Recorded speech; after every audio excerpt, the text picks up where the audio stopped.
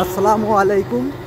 দূরে এবং কাছে, দেশ এবং দেশের বাইরে যে যেখান থেকে আমাদের এই নিয়মিত ভিডিওগুলো দেখেন, সবাইকে জানাই আন্তরিক শুভেচ্ছা।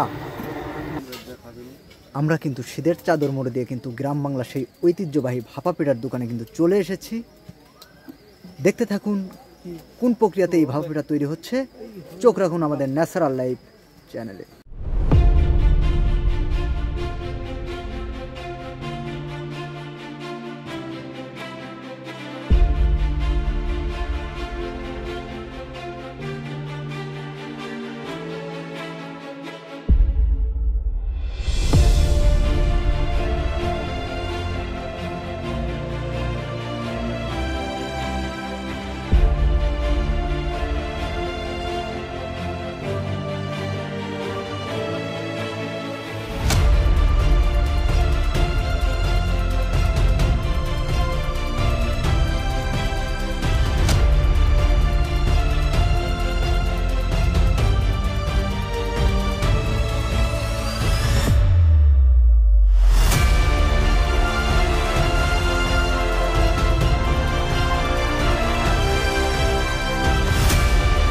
আসসালামু আলাইকুম কাকা, কেমন আছেন আপনি?